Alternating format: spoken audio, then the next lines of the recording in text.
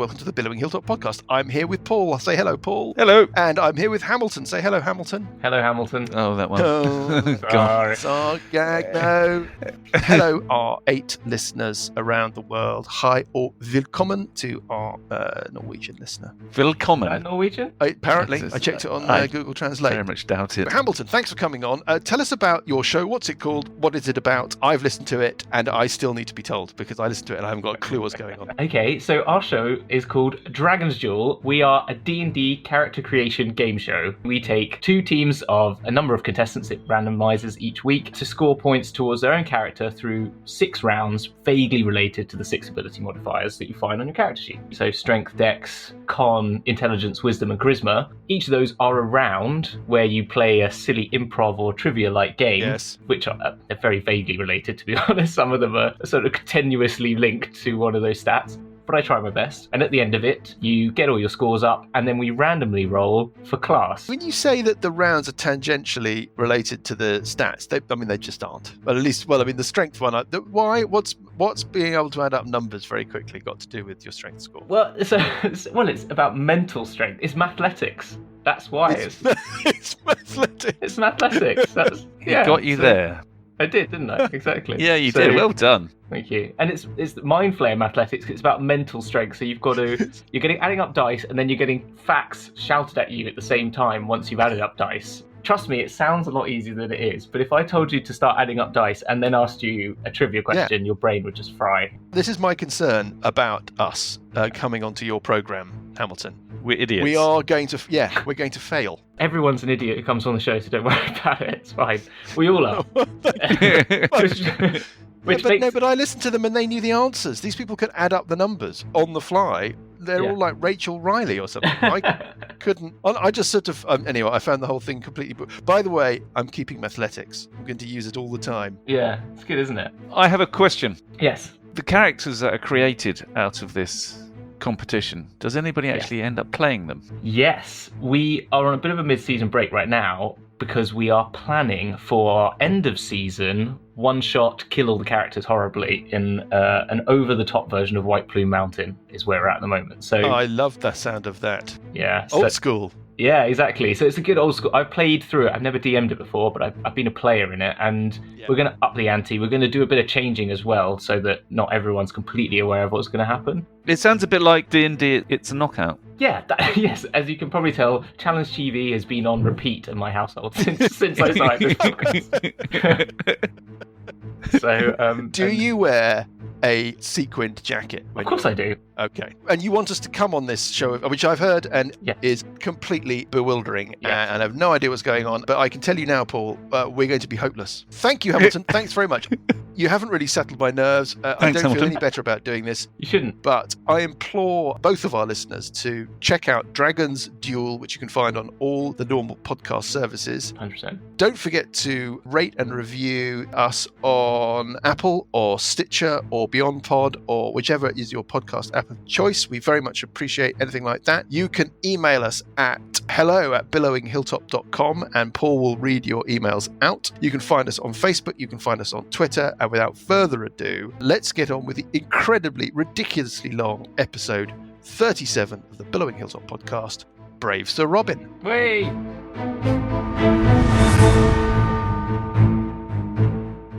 Good evening, everybody. Hello.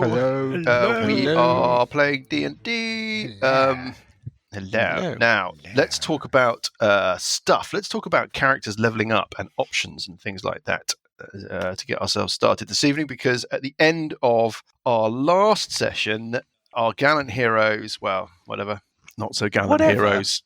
Well, I mean, come on. If you look at yourself in the mirror, you know. I mean, I noticed. I'm feeling pretty good about myself. I used to live in a bin. Now I've extended the bin. I've got a bit more room. The sigh of disappointment when I told you that because you were in front of everybody, you couldn't steal Marzena's magic from behind the throne in the throne room. Just tells me everything about your motives. Anyway, whatever. So, yes, you defeated you rescued the Twisted Branch lizard folk egg clutch from this, what you think was a black dragon egg, but it impregnated with these horrible little green wormlets. and as a result, you're heroes of the tribe, and you've travelled back to Blackwall Keep, where hostilities have ceased. You've returned with the captives. You've basically done everything you were sent to do. Did I miss last week? I think you kept on falling asleep because it was so boring that nothing was going on. Oh, sorry. I can't remember which week I missed because I don't recognise. You were running around. You were running around trying to find. Yeah, you were running around trying to find treasure and stealing stuff. Yeah. What? No, I wouldn't do that. Well, you were trying to. So on your journey, you rested overnight. That makes today Tonge, the 16th of February. Brighter, warmer, shinier day than you've encountered recently.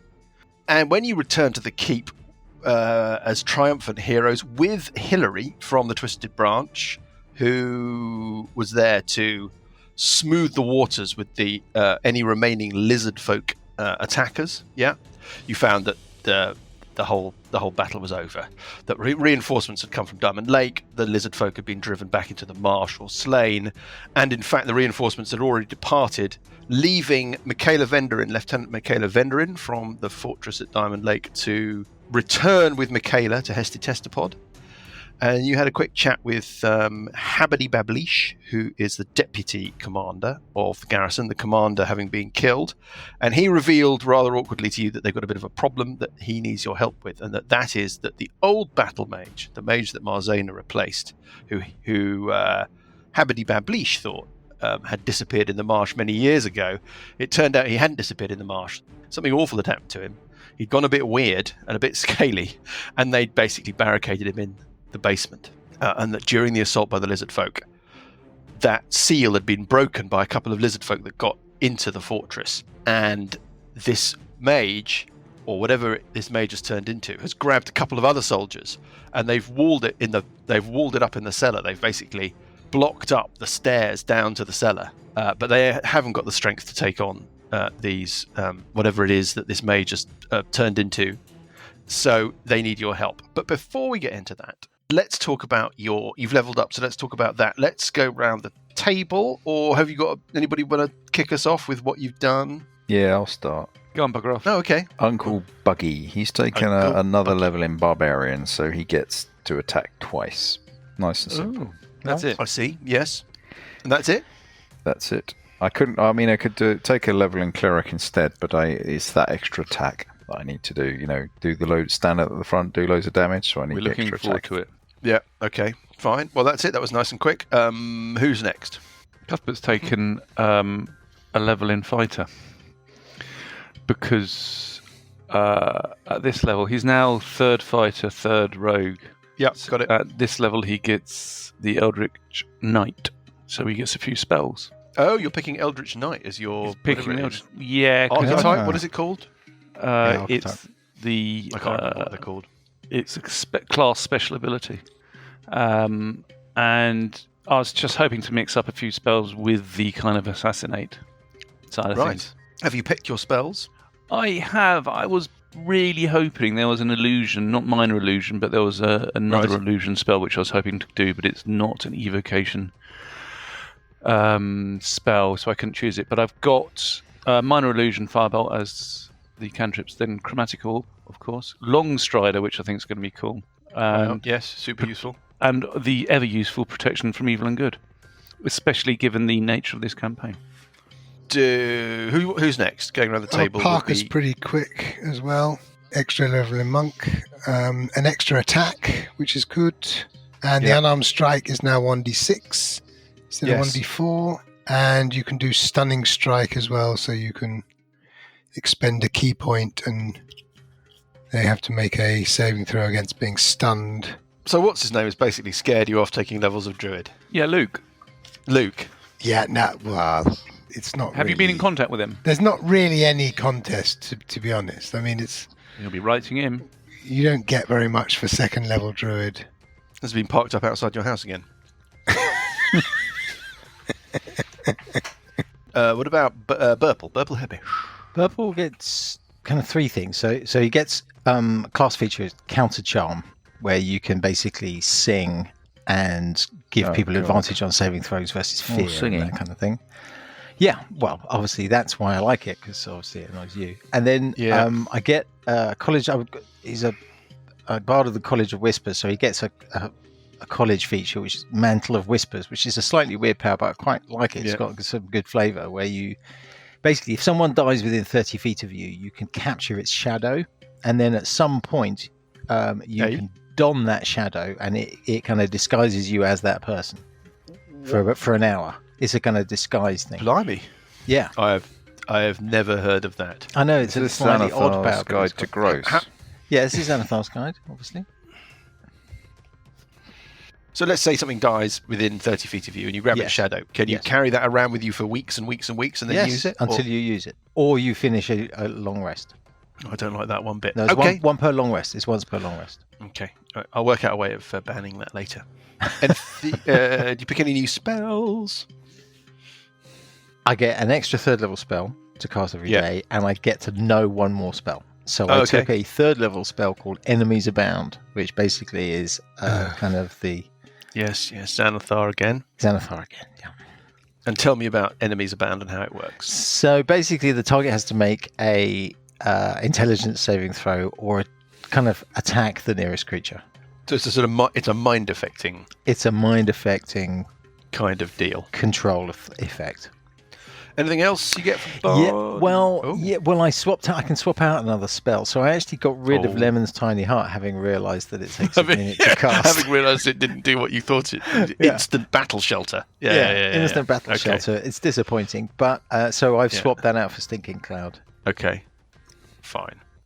There you go. Finally, finalement, Sachons Ipa. Sachons Ipa. So I took another level of Cleric. And I get the very exciting additional use of my Channel Divinity, so I can do that is actually twice. Exciting. Yeah, and I get another Channel Divinity power called Cloak of Shadows. I don't like the sound of that. That sounds like the thing that Burple's got. No, it's nowhere near as good as that. Okay, what does I it can do? become invisible until the end of your next turn for 1 year, and then I get to choose some more spells. Yes. So I've decided to add to my spell repertoire Revivify. So we're going to have to find some diamonds to make that one any use. You are, yes. Well, we'll talk about that in a second. Yep. And I think I'm also going to try and acquire the focus to do clairvoyance. So that's something of value, but you don't actually. It doesn't get consumed. It doesn't get expended. Yeah. Yes, you need like a. Okay. I think it's a glass eye or a hearing horn or something. Right. Worth, okay. Like 300 gold pieces. No, 100 gold pieces. Clairvoyance is a fantastically useful spell if you can. Okay. Well, that's pretty good. The other thing that we haven't talked about is I don't know how much what you picked. You picked up a bit of treasure, or well, you picked up some stuff. Maybe treasure is kind of prejudicial to what it is or what it's for. We gave quite a lot of it back. I mean, are you? Yeah. Well, why. Okay. So you gave back the amulet that was around the neck of King Charles II. Mm-hmm. Yeah. And you returned his champion's belt, I think it's called, the trophy belt that he'd won in the arena in Evenstar, and you returned the collar or yoke that he wore that was sort of ceremonial. And you've got this trident, which Hilary didn't want to accept because she thinks it's an evil object, and it does seem to have. It's got little sparkles of black, crackling, necrotic energy rippling around it, so it must be quite evil. And then you've got some dark glass flasks that you recovered from the chests in the egg chamber. Oh, yeah, we never found out what they were. You didn't. You were going to cast Identify or something, or Detect Magic or something, but we didn't get that far. I seem to remember that you can identify them by tasting a drop. Okay, how much money do we have? We should put aside 600 gold to buy some diamonds. 600, is it? 300 each time. So you want to be able to do it more than once, yeah? 2,672 gold. That's actually, so take 2,076 and divide it between us, and we'll put 600 aside to buy some diamonds when we get a chance. So the question we were discussing, which we haven't discussed, was spell component costs, I think. Your question about spell components with value is, are we hand-waving them? And the answer is, I'm afraid, no. But if we were to consume 300 gold pieces rather than 300 gold pieces of diamonds, will that work? Are you prepared to adapt in that sense? No. I think that the spell is I see your point, but I think the idea is that the rarity, the specificness of the component is a break upon use of the spell, I'm afraid. I think that's kind of part of the point. Fair enough. It's not like, will you take cash, if you see what I mean? I think if we can agree a flavoursome reason why it's that, I suppose potentially with sessions, because it's coins, we might be able to make a case that fits the flavour. I think the idea that you take 300 gold pieces, which weighs about 30 pounds, out of your backpack and then consume it as part of casting a spell in combat is a bit unwieldy anyway. I don't think currency weighs. In mechanic sense, probably not. We need to just try and acquire 600, a couple of diamonds, so we just... Yeah, well, you've got some diamonds. Have we? Well, yeah, but you just think that they're a bit odd. Yeah, we need to dispel magic on them. On which Graham. diamonds are these? These are the ouch splinter diamonds. Who's actually physically holding onto those at the moment? Bear in mind that you've forgotten, well, half of you have forgotten that you even had them. Who's actually physically holding onto those diamonds at I'll the moment? take them. So Burple has got them on his person. Well, that's fine. I think we split them, didn't we? How many are there? There's 3, weren't there? There are 3. Worth how much They're each? each worth, well, you're not sure because you're About trying 5,000 to each. assess. Yeah, more, probably more. Minimum 5,000 each. Yeah. Oh, okay, so they're way past the value of consuming them in the spell casting. So we have to dispel magic on them. Graham, over to you. Well, yeah. But also, so I just really, really need to just absolutely, just for once, so that I can write it down. You'll never remember the answers to these questions. Yeah. But who's got the diamonds? Purple's got 1. Okay. Well, Who's got the other one 2? in my handy haversack. I'll have one. Okay, so everybody happy with that? Cuthbert's got 1, Burple's got 1, Parker's got 1. Fine, that's all I wanted to know. Thank you very much. Just going to make a little mark on your characters on the map here. Each of you who carrying one, just a little mark skull and crossbones. Yeah, just a little. Exactly. Well, it's more of a sort of countdown clock. Right, okay, well, that's that bit of admin done. And you got Habadi Bablish standing there, shifting nervously from foot to foot, every now and again, kind of looking pointedly over at the door of the keep. Graham, you have Dispel Magic. Let's do. deal with the diamonds now. Okay. Can you do Dispel Magic on one of the diamonds or all of the diamonds? I don't know. 3rd level. Yes, I can cast It's not really inspiring confidence, this is it. 3rd level cleric spell. Could do. Yeah, might do. Might work. Don't know. Might work. Let's have a look. We'll just have a little press of the button, see what happens. Choose 1 creature or object, so I guess I can do 1 diamond. Yeah. So you could have done 1 last night. Cuthbert's not obviously not very comfortable with this, considering they belong to his family. They don't belong to your family. Yeah, they do. No, they don't. Yes, they do. You know they do. No, they don't. They did, but they were part of a transaction, Which never took place. which We don't know whether it took place or not. exactly. Could have taken place. They could belong to the monastery. No, you know that's not true. I don't know that's not true. Cuthbert's not very happy with this. Why? Because they belong to his family. The family that was nefariously trying to acquire Calamanthus. Not nefariously, just trying to It's acquire. cool. We won't do this, Cuthbert. What do you mean? We won't do Dispel Magic. We won't. They'll be fine. Okay. At some point, Cuthbert has to go to sleep, yeah? We do it then. Can I just step away for about 20 minutes? Sorry, I'm just going to pick Prissy up. Oh. Oh. Is she fallen over again? No, just that there isn't a bus for a while. I was just going to go pick her up. Who's going to run Bugraft? Oh, we'll roll the dice. Yeah. I'm sure nothing will happen by the time. No battle is going to happen, right? Just don't touch anything. Yes, don't touch anything. I'll stand behind Bugraft, waving my arm round sort of in front of Bugraft, so to all intents and purposes, he's doing it. Okay, fine. I'll be as quick as I can. See you in a bit. Right. Well, that's a new one. Well, we'll just do what we did before. If we need to, we'll just put him at the front of the party and play him at random. Habbity Babblish is looking pointedly at the keep at the doorway and saying, if you could see your way to, it's all a bit awkward, but helping us out, it would be great. Yeah, give us a day, can you? Well, why don't we could go and do a bit of helping out, and then we can still do the other thing. Yeah, we'll forget to do the other thing. No, That's we'll write it that's down my on a worry. piece of No, paper. we won't. No, we won't. Are you I'll writing set it an down? alarm on my iPhone. Countdown alarm. Yeah. Cuthbert's going up to the front door of the keep. Dum, dum, dum, dum, dum, dum, dum. Yeah, I mean, there's I'm slightly basically... disappointed with the keep. Right. I had the impression it was significantly bigger than it currently is to Me too. It isn't, I would admit, it's not the most impressive object. It's 25 foot wide. It's built into the It's the a side of the lighthouse. hill, and then it's a tower.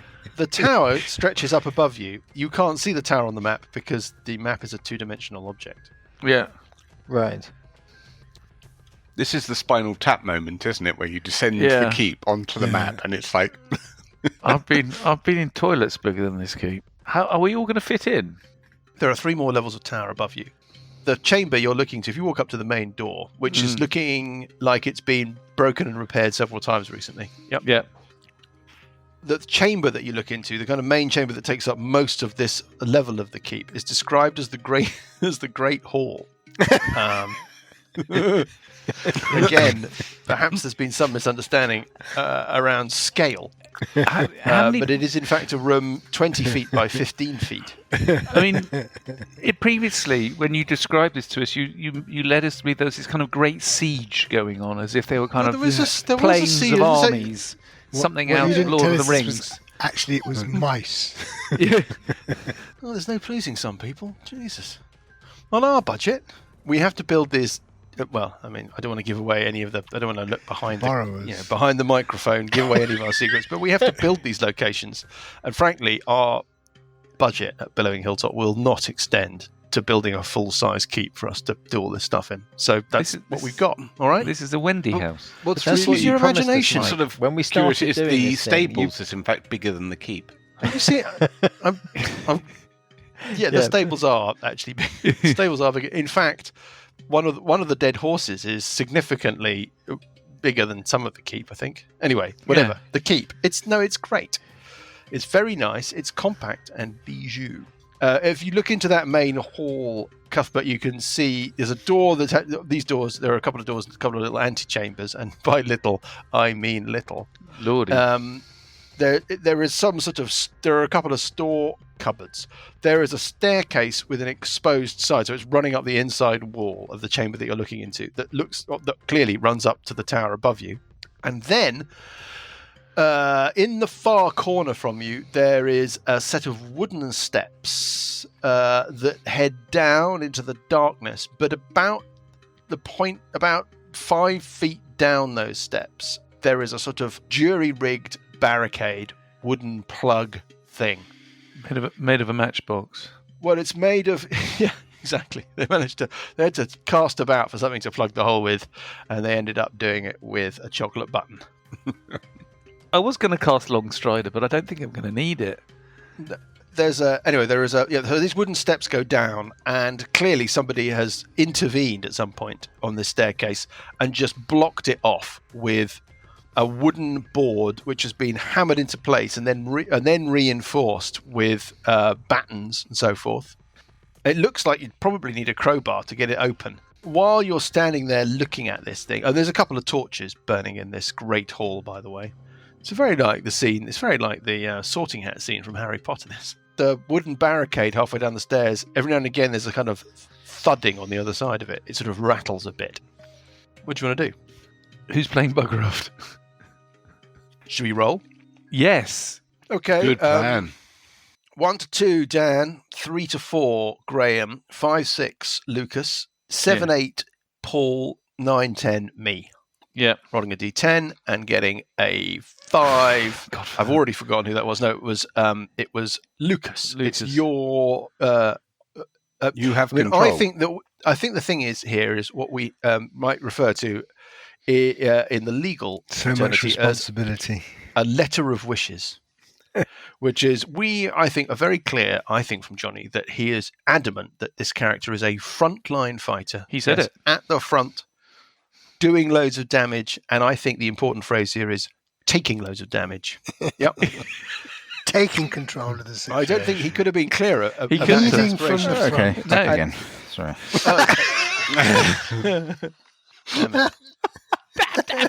So, Bugraft, you're What? standing. I didn't hear any of that. You're standing on the staircase, Bugraft, next to this barricade. that Oh, I goes- see. Right, I've ended up on- at the front, have I? Well, I suppose Aren't you a frontline fighter? that's true. Yes. We were discussing this, Johnny. We decided that you made your feelings very clear. So, Yeah. Front line, leading from the front. there's a set of wooden stairs leading down to the basement, Bugraft. Yep. Okay. And it's blocked with a makeshift wooden barricade, which something is occasionally thumping on the other side of. What do you want to do? I asked this keep guy. Habbity babbly. Habbity babblish. Habbity babbly. Does he want their old colleague, should we say, tamed or disposed of? Oh well, I think disposed of is the phrase, isn't it? Right. Okay. He's no old colleague of mine. I have to reiterate. I've never met this personage. His tenancy at the keep was very much predates my arrival. Some of the lads have been here a bit of a longer time, so he's been down there for quite a few months now, maybe even a year. What's he been eating? Bablish looks at you blankly. I mean, there's a kitchen down there. Are there going to be rats? Can I see a rat? He looks at you like you're mad or something. Are there any rats around? You're never more than 5 foot square from a rat. Can I see a rat? Mr. Bugraft? No, you can't see a rat running around immediately next to you. But I'm sure if you spent some time going off to find one, you could find one. I'm going to shout out, use my speak with animals. So you shout 10 out, minutes. Is there a rat? Is there a rat here? So you're spending 10 minutes to cast your Speak with Animals ritual. Yep. Yes, it does take 10 minutes, yeah. And then you're shouting for a rat. My kingdom for a rat. Yeah. In the meantime, I'm going to go down. What? In rat. You're learning rat. I mean, or rather, you're shouting in rat to It's the, just just like the you gain general the ability area. to comprehend and verbally communicate. Yeah, exactly. You know, So, you I'll speak rat. Talk ratish. Yeah, so you speak rat. So you crouch down. Is there a rat from downstairs from the kitchen? Come here, I've got a job for you. Well, if Is there there a was, rat in the kitchen? What are you going to do? What are you going to Yeah. do? Yeah. Is it going to take 10 minutes I'm to going do to get this? that rat. That's what I'm going to do. Does it take 10 minutes? It takes 10 minutes. Yes. Well, in which case, I'm going to just kind of barge my way past Bugraft and go down. Please tell me you haven't suddenly turned into a frontline fighter when I've rolled one up. Well, I'm waiting for the frontline fighter to do something, but I can't wait 10 minutes, so I'm going to go down. Habbity Bablish steps up. He coughs and hands you a crowbar. Right, okay. And he goes, good luck. And then he backs away out of the room, Okay, looking nervous. right. Does anybody have more than... I think it's only captured 2 of the lads. Maybe it's more. There's the rattle of chains as the door slams shut behind us. Yeah. Parker, what's your strength? My I strength. think it's. It's charm and personality, isn't it? Or... Does it? I've only got 11 His strength. eyes light up. That's his strength. You've only got Good job 11 interview. strength. Yes. Who's only got 11 strength? Cuthbert. Well, you haven't tried it yet. All right, I'll give it a go. I'd take a wild guess, Paul. This barricade sits between you and something horrible. How difficult do you think I'm going to make it for you to get it open? Not very. All right, I will do... First of all, I'm going to do a protection from evil on On myself. yourself. Okay. That's an action. Duration. Duration is concentration up to 10 minutes. Oh, quick question about concentration. Yeah. Oh, Is now it's not the concentration time to be on. only relevant to casting another concentration spell, or is it? Yes. Or taking damage. Okay, right, yes. So I can attack something while concentrating, You can. but if I get attacked, And if I take damage, then I've got to roll.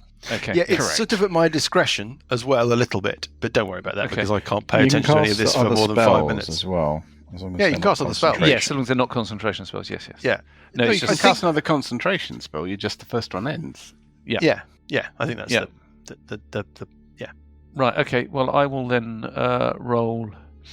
I'll cast protection from evil, and then I will do.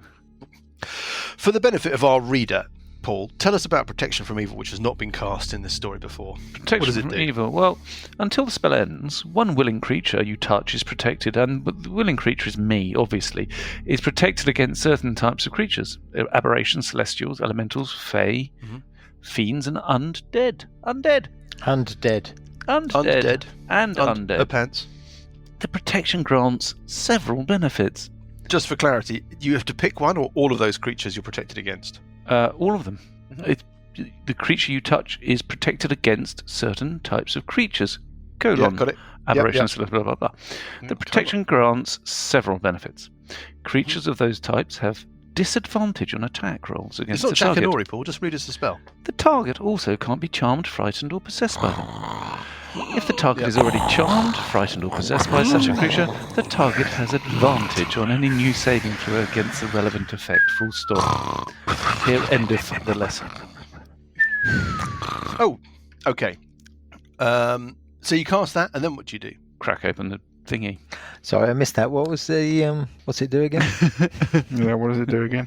As you start working your wood, Habity Bablish, you realise, has just managed to organise it so that by looking like he was, oh, what's that over there?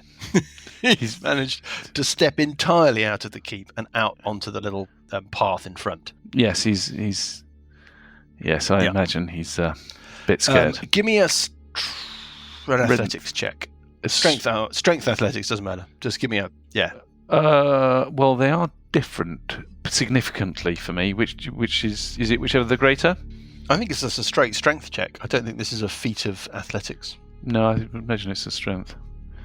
Getting an enormous, quite amazing 11. You successfully wedge one end of this jemmy under a plank and ping one end of it. The nail comes out. Mm-hmm. And the banging on the other side of this board stops abruptly. And you think that if you're able to free the other end of this wooden batten, you are going to be in a position where you're going to be able to pull back this thing. Yep. Okay. Does anybody else want to do anything before Cuthbert gets the opportunity to do that?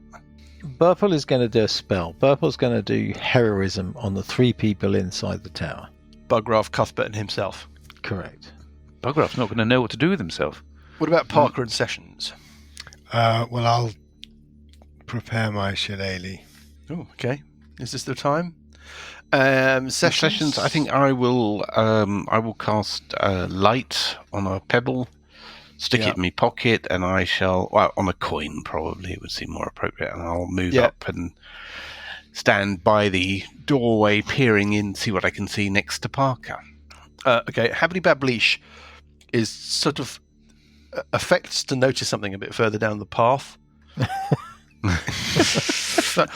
Actually, what's that over there? Have I dropped? And he just starts sidling off.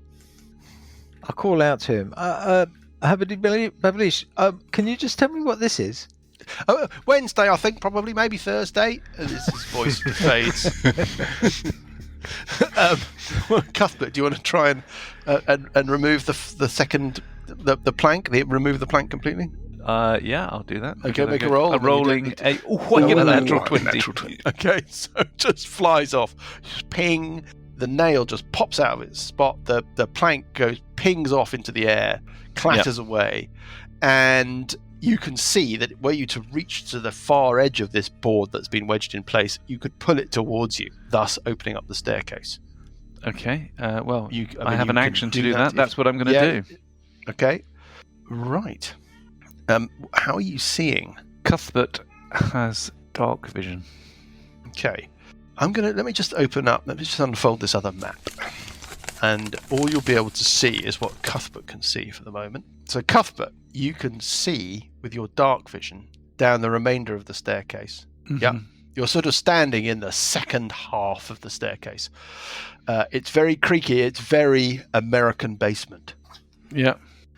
And you've got a little pool of vision as you look down. You can see a kind of dry, dusty stone floor. The staircase runs down between two stone walls. Yeah, but you think that when you at the bottom of the staircase, you'd be able to turn left or right, but all you can see with your dark vision is just straight in front of you, and you can see an area of stone floor, and there's a door off to in front of you and to the left, and then you think before that door you could turn left or you could turn right. It looks like it opens out into some sort of larger chamber. Can you give me a perception check?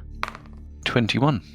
15 plus 6. You don't know how you know this, but you've got that feeling that there's something there. There's something in the chamber that you're looking. Not something invisible that you're looking into that area and you can't see it, but that sense of a presence, that sense of something being there. You've got, maybe it's the breathing, maybe it's just the way that the air moves. I don't know, but you can feel that there is something down there at the bottom of the stairs.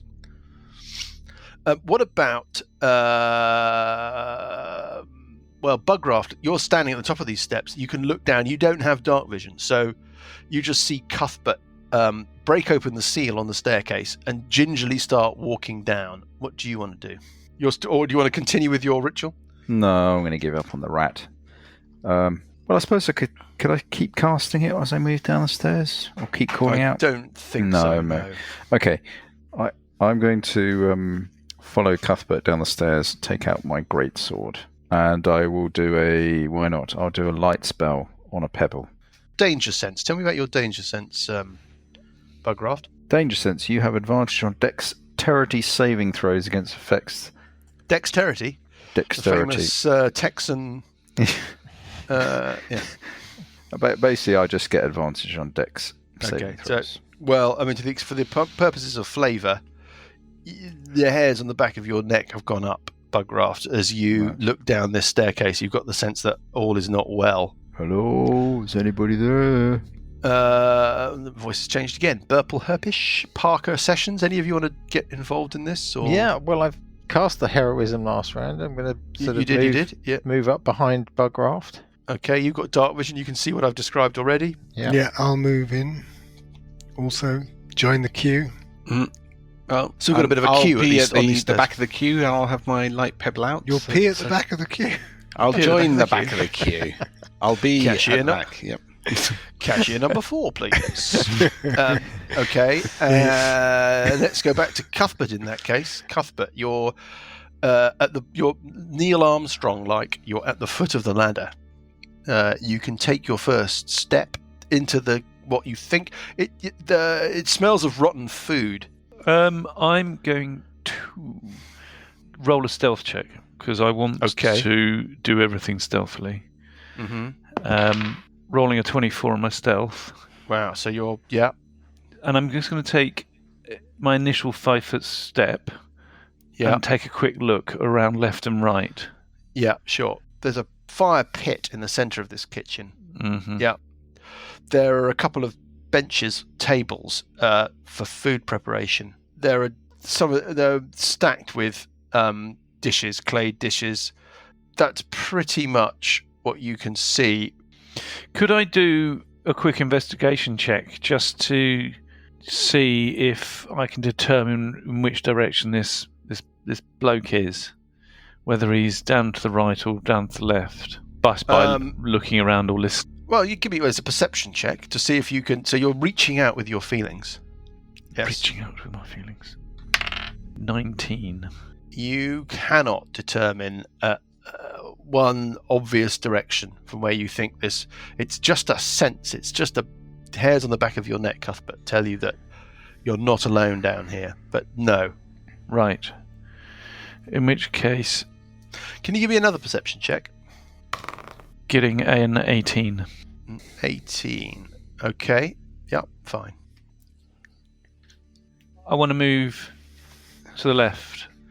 You duck left, and what you do is you reveal you're looking down a little passageway, yeah, but that heads off away from you. It looks like it heads down and then turns to your left about 20 feet away. So that left turn looks like it leads back into the main part of the kitchen. If you think of the staircase that you've walked down as being an island in the middle of a larger room, you're looking down one side of it. And then there are a couple of doors to your right heading down that little passageway. Okay. No sign of anything else. Okay. That'll mean. Anything else you want to do? I think that's a fairly long round. I'll leave it at that. That's not bad. Okay, so, Bugraft. Uncle Buggy, I'm going down the stairs. Uncle Buggy. Okay. Uncle Buggy. I'm going down the stairs, and then I'm going straight forward, and then there's a door. Yeah, there's a door to your left. You can see a passageway that leads off. It looks like there's a wall, a freestanding wall as part of a larger room, and you're looking down one side of it. Yep.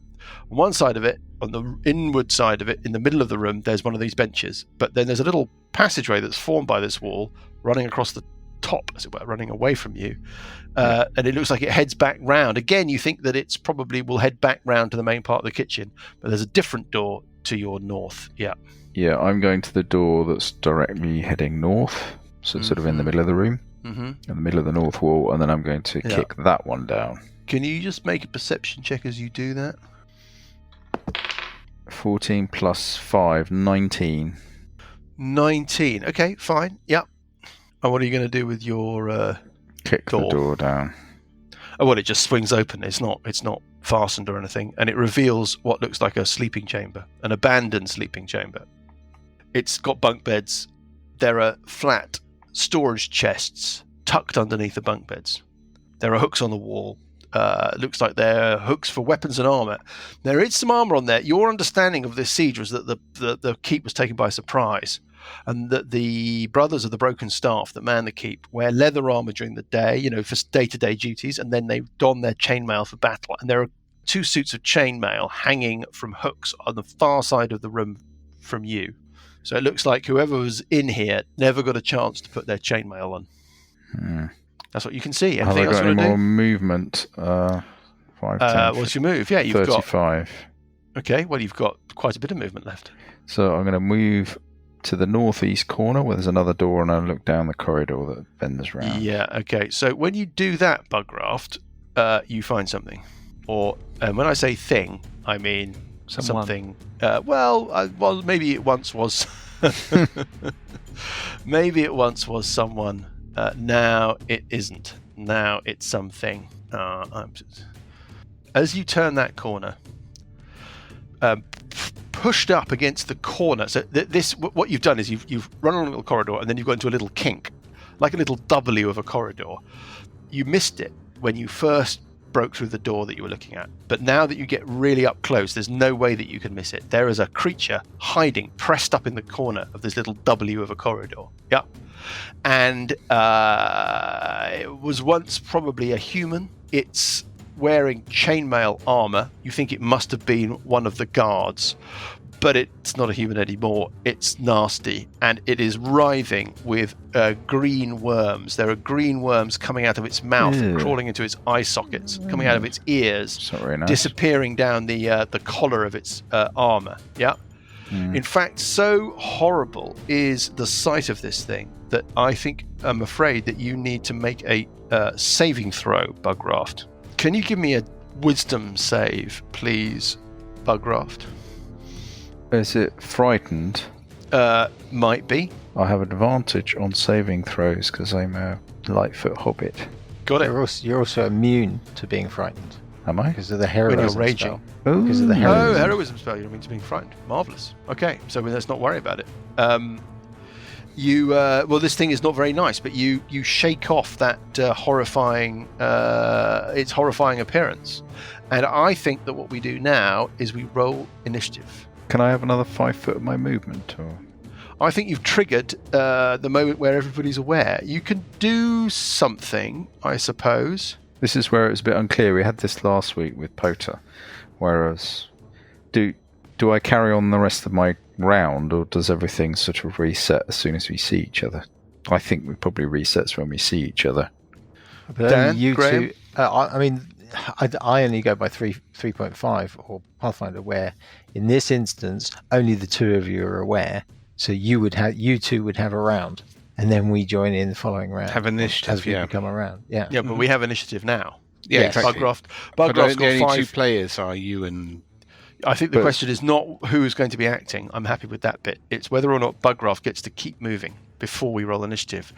Does he get to I think finish? this is the initiative. Right. So this Okay, is the it's bit where initiative people moment. become aware. Yeah. Got it. Fine. Okay, so I'm going to roll initiative for. I mean, technically, you've moved from exploration phase into I like it. I like it. action phase. So Okay. Yeah. Burple gets. Oh dear. It's nice. It's a 19 for Burple. Okay. Bugcraft, what'd you get? 4. Bugcraft gets a 4. Burple gets a 19. Parker gets a 6. Cuthbert gets. Sessions gets 21. Cuthbert gets 17. Cuthbert gets 17. And Sessions gets 21. Very good from Sessions. Let's mount the board. We start, therefore, with only the characters that are aware. And the first character that is aware is this creature. It steps towards you, Bugcraft, and it attacks you. Okay. It Chews you up and spits you out the back. It's not a piranha demon, is it? yeah, it is a piranha demon. You knew you'd recognise it from somewhere. I hate piranha demons. Okay, so what it's going to do is it's going to slam at you a couple of times. Yep. As all piranha demons do. Yeah. And then it's going to eat you in one go and shit you out of its bum. Yeah, on a hit. That's why they're scary. Okay, so it hits disappointing armor class 10. Nope. And then its other slam attack. Ooh, armor class 24. Yes. Okay. You are you take a bit of damage. Don't forget the 3 extra temporary hit points that you have. So I take those off first, do I? Yeah. Yes. You take 7 points of damage. So 3 of the temporaries are gone, and then you've got 4 of your reels. Very good. Yes. And there's a worm on you. Yeah. I mean, this thing hisses. Cuthbert, you hear Bugcraft go, and you hear. Right. Well, as a free action, I shout, "Help! There's a horrible zombie with maggots." Pardon? I said there's a horrible zombie with... Thought you were the frontline fighting resource. I am. I would say I was at the front, wouldn't Sounds you? a bit meek. Right. So that's the free action. The second thing, as a bonus action, I'm going... Raging. Rrr. Nobody's going to take me alive. Is he a And pirate then- now? His accent moves I'm around. still working on the accent. Still working He's probably on the really posh, actually, because he's trying to hide his accent. accent. Right. Now I'm attacking with the great sword. Is it that great? Right. Well, this at 7. So it's a 16. 16 is a hit. 13 points of damage for the first hit. Yep. And a 1. I'm going to re-roll that because I'm a hobbit. Yep. A 5 Yes. plus whatever it was. 7. 7. So that's 12. Is that a hit? 12 is also a hit. This thing has got. Oh no, sorry, 12 is a miss. Okay. Unlucky. No, it's wearing chainmail. And that's my go. Fast, efficient. Okay. You seem to have. What did you attack it with? Plus magical silvered greatsword. Okay, so you feel like you've landed a proper blow on it with your attack. And we move on to so at this point I think everybody, certainly Cuthbert's aware. You've shouted out, yes? So let's go to the top of the round, and I think Sessions, you're up in the main chamber in the keep. You hear the sound of combat break out beneath you, and it's your turn. What do you want to do? I'll move to the bottom of the stairs. So you'll move through Parker, and Q Burple. jump. Yeah, I'll yeah, gotcha. Q jump, and with, I presume, difficult ground on the stairs, I get to kind of there, bottom of the stairs. Yes. Can you give me a perception check? 22. You're standing on maybe 1 foot on the bottom step, 1 foot on the penultimate step of this wooden staircase. You think there's something funny about those steps? Oh, I'll do a quick investigate while I'm there then. Sure. Okay. Give me an investigation check. 15. You think that that section of the stairs has been taken out and put back again. Okay. Burple. Taken out and put back again. Maybe it's a secret door. It's a hidey hole. Burple is going to move to just into the room. Tell me about this sort of this wall. So you're running down the stairs. Is that floor to ceiling, the wall that's separating where Bugraft and the creature are from the main room? So you're in a chamber that looks like it takes up most of the the footprint of the main keep chamber above you. Yeah. And it's been divided up with a couple of not false walls, with a couple of partition walls. One of them runs in a sort of W, dividing up the top right-hand corner of the room, the northeastern corner of the room from the rest of the room, so giving a sort of runway round, little corridor running round. And there's another one, now that you'll pop round that and you're looking down that way, you can see the rest of the kitchen from where you're standing with your dark vision. And what you can see is that there's another wall that runs down internally, that there's a furnace in the corner of one of the walls, and there's a door, so it looks like on the other side of the room those partition walls actually enclose some kind of store cupboard of some sort. Right. And you can see Bugraft ahead of you, and you can see Sessions you've just left behind you, and Cuthbert is standing tucked into the corner, and you can hear this thing that's in combat with Bugraft. Do you want to do anything else? You've taken a move? I will do a blade ward. Mm-hmm. It's a cantrip. Tell me about that. How does it work? You extend your hand and trace a sigil of warding in the air. Until the end of your next turn, you have resistance against bludgeoning, piercing, and slashing damage dealt by weapon attacks. Dealt by weapon attacks specifically, yep. Yeah. Okay. Cuthbert, what would you like to do? You can hear this screaming, not screaming, sort of hissing from where Bugraft wandered off to. Burple's appeared. Sessions is in the staircase next to you suddenly. Everything's kicking off. What do you want to do?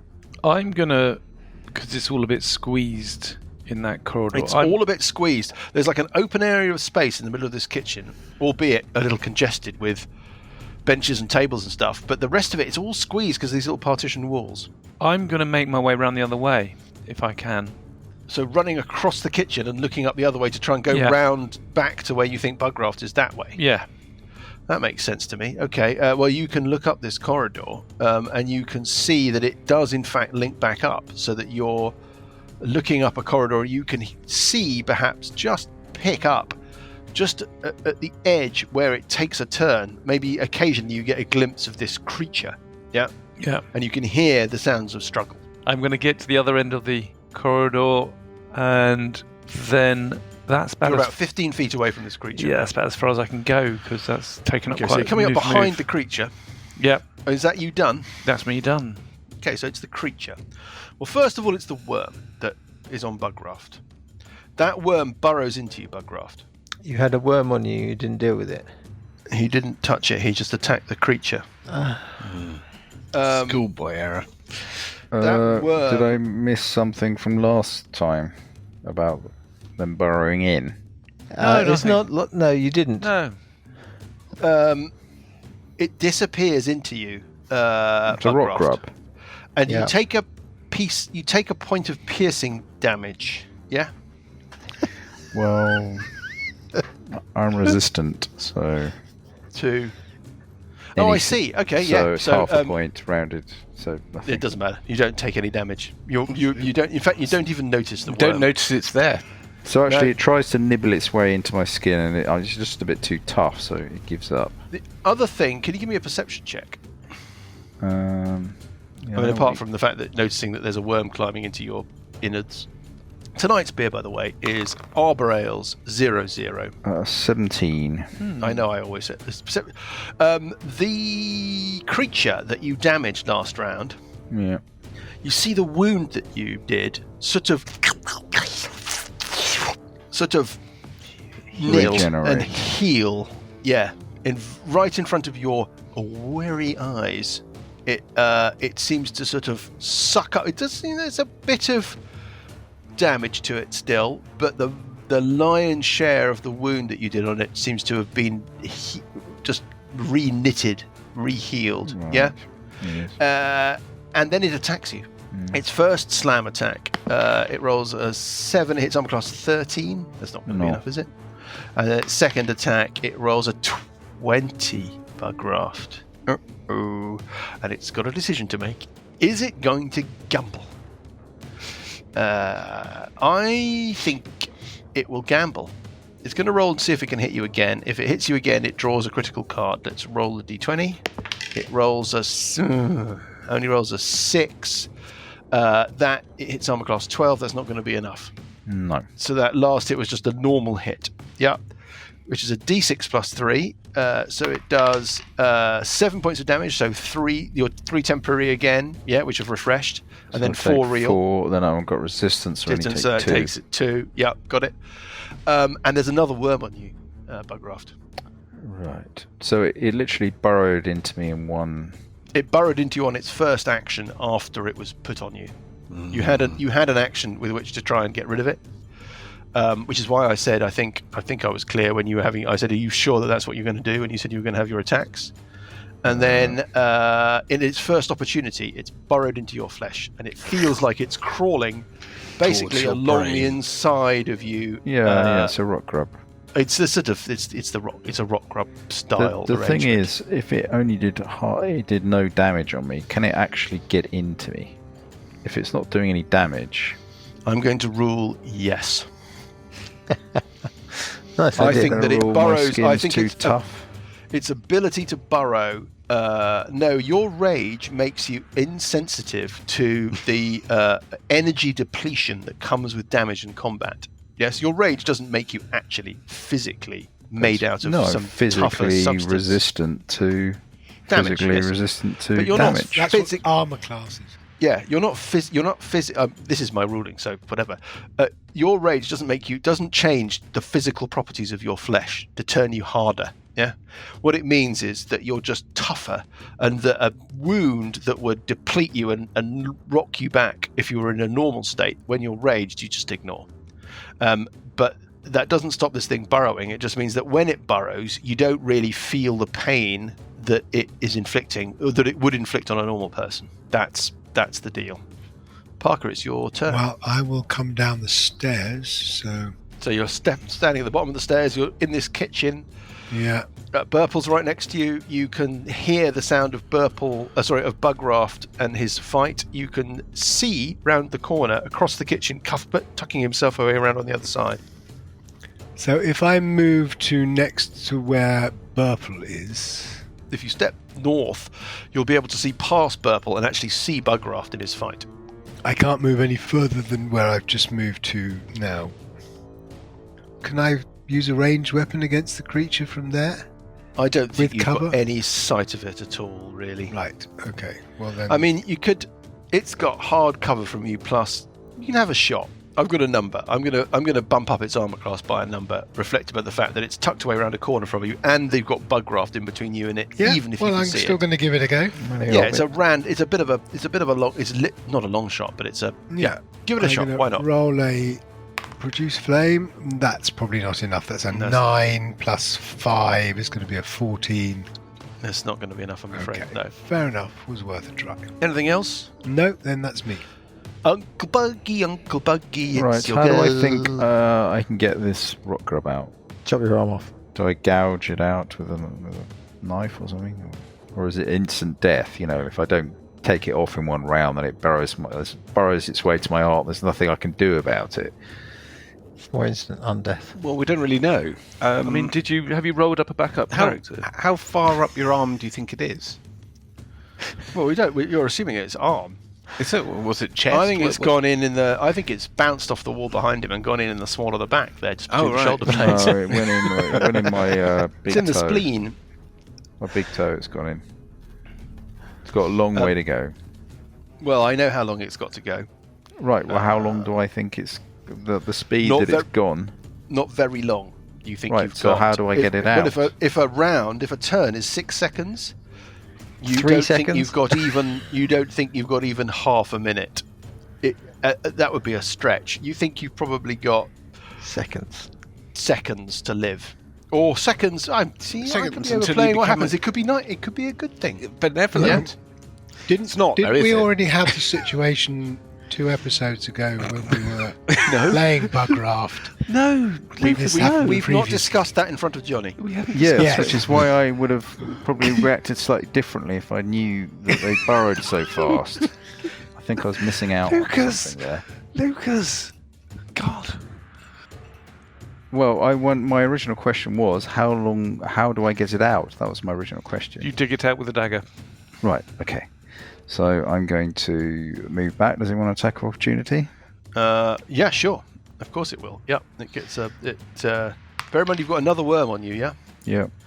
Okay. That's also going to burrow into you if you don't do anything. It hits class 13. No. So with the free action, I'm going to flick the one that's on me off. A free action? No, it's not a free action to flick one off you. You can use your action to get rid of the worm that's on you, that's on the surface, or you can use your action to go for the worm that's burrowed into you. I'm going over to my nephew. That's correct. Sessions. Don't come near saying, us. can you flick this one off me, please? And I'm going to gouge. Run away! Sessions is backing up. No. Whole person Flick. on I'm your Sessions. I'm your uncle. Come on. Right. Now you remember. What do you mean now I remember? Okay, then I'm going to... So you're running over to Sessions, asking him to get rid of the worm that's on you. And I'm going to... I suppose I can't gouge it out with the greatsword, can I? I think that Sessions gouged out the last worm that got into anybody because there's a medicine check involved. If I recall correctly, I'm just checking the details. I would get rid of the one that's on you, yeah? And we can, maybe dig out the one that's on. I don't. I'll dig out the one that's on me, and then maybe someone can flick it out. Flick the one that's on me. You reckon that somebody with a good sharp object and a good eye could cut this thing out of you from within your flesh? And you think that if you make but you would need to make an attack roll to clear off the worm that's on your flesh but not yet burrowed in. So what do you want to do? You can wait for Sessions to do... You can give Sessions a job, or somebody else the job of helping you out. But which worm do you want them to help you with? What's your medicine check? Sessions? You think it's going to be somebody who knows... Somebody's going to have to know what they're doing to do the chopping out. I've got +2 medicine. There we go. So it could be you, yeah? I've got +5 medicine. Yeah, +3 medicine, so... I got +0 medicine. Let me do it. Right, so shall I attack myself with my... Seems a bit... What do you want to do? Extreme. What do you want to do? So you run across to the others, go, oh no, I've got worms up there. Yeah, so Parker or Sessions, one of you, can you... Well, ideally Parker, because you have +5. Can you get this thing off me? I mean, dig it out, and then I'll attack the one that's on me. Okay, so make an attack roll. Don't roll a 1. Well, 14. 14. You skitter this thing off onto the floor. Or do you want to crush it? You can crush it. You crush it. You crush squish it under my beak with the flat of your blade. Yeah, fine. And then the other one, you're waiting for somebody to help you. Well, it's Sessions' turn. Sessions, Bugraft is proffering his arm towards... Let's be nice. His arm towards you. You can see the worm pulsing under the flesh as it makes its way towards his vitals. Sides. Is it my go? It is your go. What do you want to do? And I mean, there's a lot of... You could search. You haven't searched underneath the... Well, I was going to do the stair. But I suppose... Graham, I am your uncle. I mean, nobody's been through all the cooking pots yet. Has anyone dusted down here? It does look like it needs a tremendous maybe dust. The pots need a bit of a clean. Yeah, okay. that's true. Also, the place is in a bit of a mess. Maybe it's probably best to clear up because you wouldn't want a danger of infection. I will draw the only pointy object that I have. Oh, God. Oh, I see. Okay. Yeah. The trident. No, what is it? No. Crackling with necrotic energy. I've got a pointy crossbow bolt, so I'll use that to dig out the worm. Okay, give me a medicine check. I know the DC. 5. Oh dear. You failed to dig it out. Did I fail to dig it out?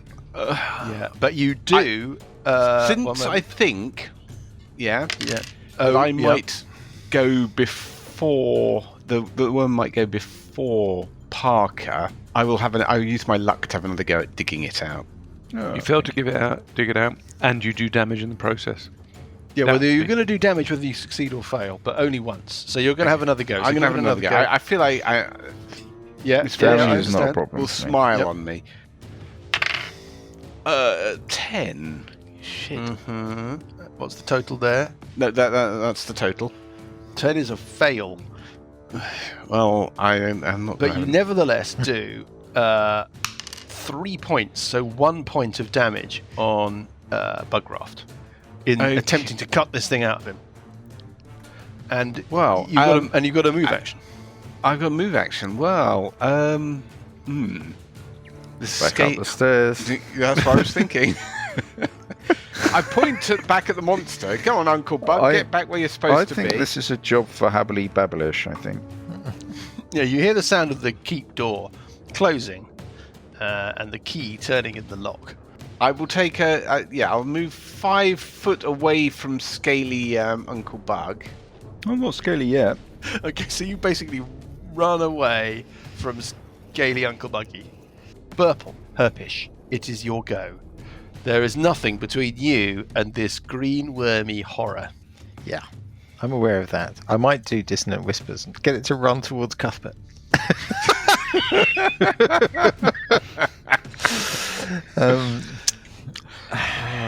Team working. Yeah. Nothing Exactly. is not. It's like driving, like a beta driving the prey towards the guns.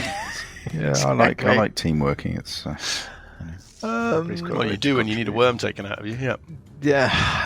I don't know. You see, I don't know. I could. Okay, so I could run up and hit it. Mm-hmm. I could do. See the problem. Okay, how long do we think this thing has? Do we think we have? Because I could do bardic inspiration on Bugraft, so that it has so far had 1 turn of burrowing. Yeah, I think it's probably something like it takes 3 turns, and then you turn into an undead. So I reckon it's a 1 to 4 rounds. Do you think? Could be. I I think think these are often you're random kidding. numbers. So I have 2 plus to nothing 5. on medicine. So I think my best bet is to assist. I can assist you with my bardic inspiration, which gives you an extra D8. Assisting who? oh Sorry. yes, please. Yeah. So I could do it on Bugraft, or I could do. Oh, you've gone away, have you? No, I'm standing Friend next. guide storyteller. Sessions has gone back upstairs. Sorry, friend guide storyteller. The next person to act is going to be Cuthbert, and then it's going to be the worm. So you can help somebody else, but they are not going to be able to help until after the worm has had another turn. I understand that, but my medicine skill is plus 0. So Yeah. it's, Yeah, but you could I mean, You never know with a Never following wind and a good run up. yeah. Don't use a dagger. Use like something enormous. Hack off the arm. Yeah, just hack the arm off. Well, it's more the hole now of the shoulder. And See, I'm it's wondering kind if of, something it's like kind a of in cure the wounds armpit on the- there. It's heading into the top of the rib cage. I'm wondering if a cure wounds might damage it. Yeah, I was just wondering whether a spell might have been a good idea. Yeah. Could be. We didn't try that last time, though, did we? No, we should have grabbed a worm and tried it. Shall I try a cure wounds? It's all I've got, really. Graham, didn't you have that vial of the goop that we got from the egg? Yeah, we still don't know what the didn't goop identify. does. Oh, Okay. yeah, maybe I the thought goop that you'd gets rid of the rock done a art. sort of medicine check last time, that you had the feeling that it was some kind of medicinal use. Now, you see, the thing here is, this is classic none of you can remember anything territory. Well, we are terribly old. Well, I reasonably remembered what it was you said, didn't I? Yeah, you've remembered. Well, you remembered that we had Yeah. it, which is a You start. remembered you haven't remembered the critical piece of information. That is some kind of salve that you smear on something.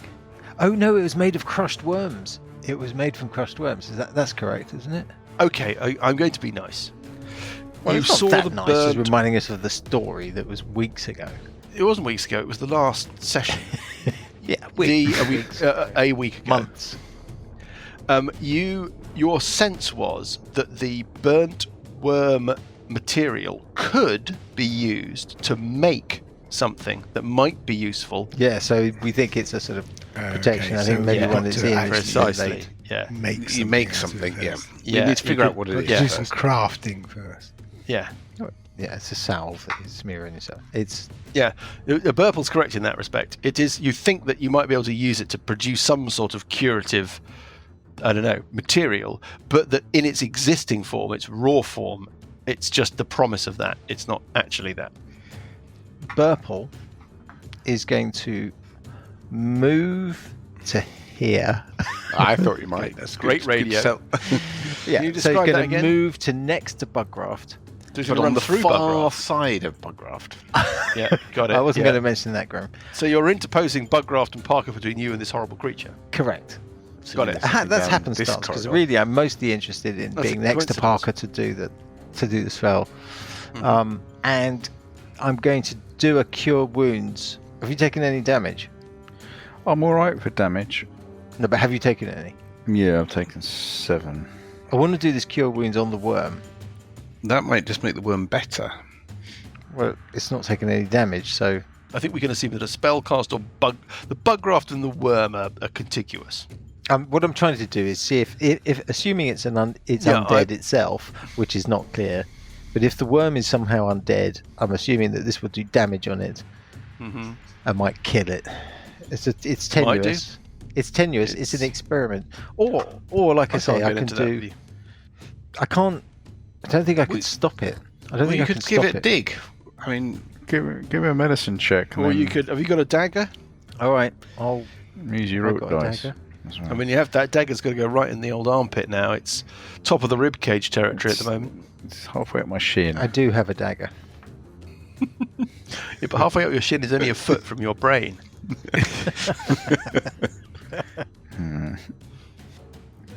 I will say, don't move. don't move. Don't move. Are you saying that to the worm, or are you saying No, I'm saying that to Bugraft? Bugraft. I'm saying that to Bugraft. Command "Don't spell. move." And I'm approaching him with this dagger, and I'll try and stab at it. Get away from me! Get away from me! Okay, off you go. Uh, roll a d20. You It's never know. not a good. This is not a good What's classification. the worst gonna be a big one. What's the worst that could happen? Yeah, come on. Nothing let's- could. Nothing He's will dead. happen. He's dead in a couple We of can rounds do it. anyway. We can do it. It's a Okay. 14 14 in total in total. is not enough to remove the worm. Told you. What's So about you Urt dice? do a further. You do a further 2 points of damage on Bugraft in your attempt. Okay. I mean, you've got your Ort dice. No, it's all dice are for me. Okay. Cuthbert. I mean, You- the good or you news can about s- us damaging Bugraft, though, is we're keeping his rage going. That's true. Cuthbert, you've run round to the other side of the kitchen. You're trying to kind of come round on this thing behind it, the one that was attacking Bugraft. And then all of the Bugraft has just appeared, like running, going, "Help me! I've got a worm in my body!" And Burple, Parker, and Bugraft and Sessions are reenacting that scene from Saving Private Ryan, where Giovanni Ribisi gets shot, and they're trying to kind of save him on the ground with blood pooling out. They're stabbing at him with knives, trying to get this thing out of him. He's going like, "Get the fucking thing out of me!" They're all stabbing at him. Cuthbert would like to. Well, I mean, he's going to try and move as stealthily as he can, but he's going up to attack. Just a single attack with the +1 short sword, rolling, hitting with an 18. An 18 is a hit, a solid hit. This thing's wearing chainmail, but it's not impregnable. Oh, give me a perception check, Cuthbert. A perception check, certainly. I'll do a perception check of 14. It's unwounded, this thing now. It's unwounded. All right. So I'm going to do damage. Oh no, sorry, that's not true. It's not true. It's only slightly wounded. Okay. You're noticing what Bugraft noticed, which is that It's regenerated. yeah, it doesn't seem as wounded. It's been fighting Bugraft, and it doesn't look very wounded. Yeah. Okay, so the damage from this attack Mm-hmm. is 9 points of damage, and then because I've only done one attack, I'm going to Oh, that's a magical weapon, right? cunning action to disengage for the remainder of his move Yeah, gotcha. back there, so he can avoid any attacks of opportunity. So you're moving, you're taking the disengage action, and then you're moving again Yeah, with an attack in the middle. So a bit of a spring attack, basically. Yep. yeah, a bit of a spring attack. Okay, well, this thing's got to decide what to do. 1 to 3, it goes towards Parker, Burple, Bugraft, basically the guys at the bottom of the stairs. Yeah. 4 to 6, enraged by Cuthbert's dart in, dart out attack behind it. It runs round after Cuthbert.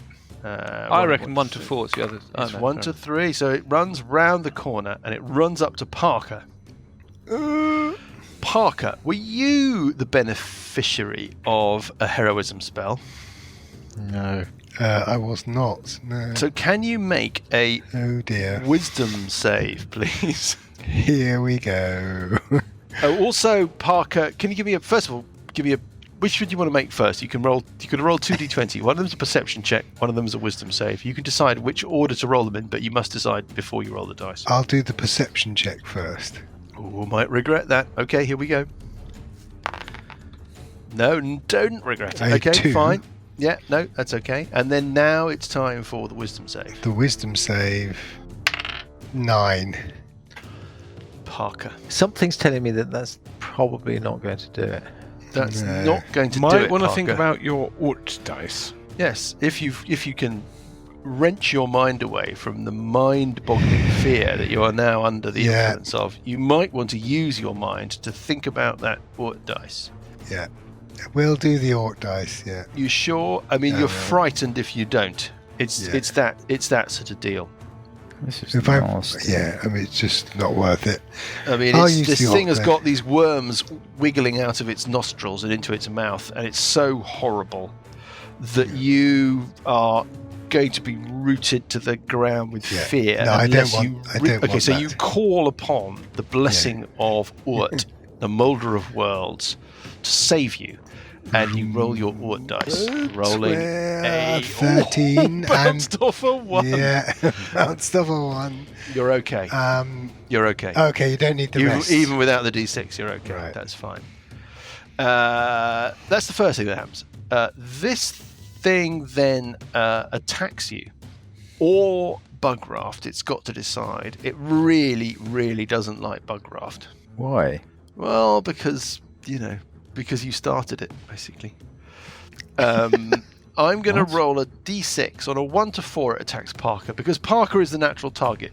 But it's just a chance that it'll go for Bugraft, because it recognises Bugraft with whatever dim, necrotic mind cell it has. And it goes for Parker. Parker, it attacks you. It rolls. The first attack rolls an 18. Hitting armor class 24. Oh, no. Is that a hit? Yes, that's a hit. You take 4 points of damage, and you have a new lodger in Parker's Airbnb. God's sakes. Its second attack, it rolls a 20. It rolls a 20, Parker. And it's got a decision to make. It's going to go for it. It's going to go for the critical. It's going to roll again to see whether or not it hits, and it rolls a 12, hitting armor class 18. No, that's a miss. Oh, damn it. So you just take a standard hit. So that is another 7 points of damage, bludgeoning damage, and another worm, Parker. Doesn't it recharge like a normal 5e creature? I mean, if you want to pin your strategy on that perceived injustice, that is most. fine. We really should have investigated this bomb before we came down. This creature's lethal. Why are we fighting it anyway? Well, I mean, now the problem is that, Hang on. Everybody, what are we doing down here? Why are we fighting this creature? Is it anything to do with the main story? We don't know. But we don't know. I mean, this what creature the hell are we specifically. doing down here? Because we Let's see never what happens to the strategize about worm. this kind of stuff. I mean, this creature specifically, you don't know, but the one that's just We come were around the asked corner to, behind so we Burple, did. Babblish. it might make life a bit different. Is he still trying to get the cards still?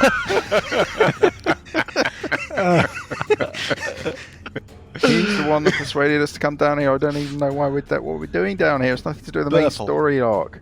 The one that's come round the corner, the other direction, rushes up to you, Burple. What? What? No, not 2 of them. Come on.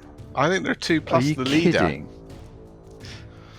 You just It missed can't be all of 2 that. of them. You were all laughing at Johnny's joke about Habity Babblish as I talked about that, but we'll worry about it. We're struggling with one of them. It rushes up to you, Burple, and it attacks you. Its first attack, it rolls a 10. Hits armor class 16. That's not going to be That's enough. not is it? enough. And the second attack, it rolls a 16, so it's 22. Is that enough? God, yes, 22 is enough. You take 7 points of bludgeoning damage, and you join the Wormy Club. Club. The Rock Club. And I have a rock grub on me. You have a green. I mean, I don't want to overplay this, but rock grubs are very much a kind of first edition. Yeah. This is 5th edition version. Yeah. It's in Piranha grubs. So let's just be clear. Parker has got 2 worms on him on the surface. Burple has got 1 worm on him on the surface, and Bugraft has still got 1 worm in him, crawling through him, and that worm has had 2 full turns now of progress. Excuse me, rounds. In 5th edition, they're called turns. Each person's action in a combat round is called a turn. Right. It's had 2 turns. We of really should burrowing. pay more attention. Anyway, I think I quite like the way you said, Mike, that it's a sort of 5th edition version of a rock grub. So the 1st edition rock grub basically kills you. Now 5th edition, they wouldn't do anything like that. Would they? Okay, so the only So problem it's you've like got going there is to that burrow its way, and you're going to But then take you've got- 2d10 then you've damage. So got- if To I make just 5 rolls and fail. I mean, just to absolutely be crystal clear, it wasn't me that said it was a 5th edition version of a rock grub. It was, I think it was Dan or somebody. Yeah, just to the be clear. Arden version of the rock grub. It's And not in a rock grub. And in fact, It's not a rock grub. Mike's not said Treating it's a it rock grub. like it's a rock grub is kind of mildly useful. But the thing about rock grubs is they take ages and ages to turn you into lethal undead. Parker. It's perverse. You're trying to kill the party. So if I make an attack roll against them, Assuming you don't disgrace yourself with the roll, you can either squish them or flick them off you. I mean, you can squish them, that's fine. It's much more fun if you flick them off you at other people. How about I get them off you if you get the one off me? Your dungeon master strongly encourages you to flick them at Bugraft. no, I'm just going to crush them.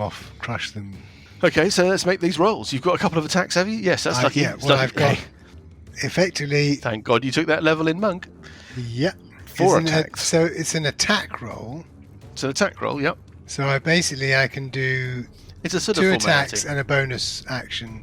Okay, let's run through them one at a time. Let's do the first one. First worm, first attack.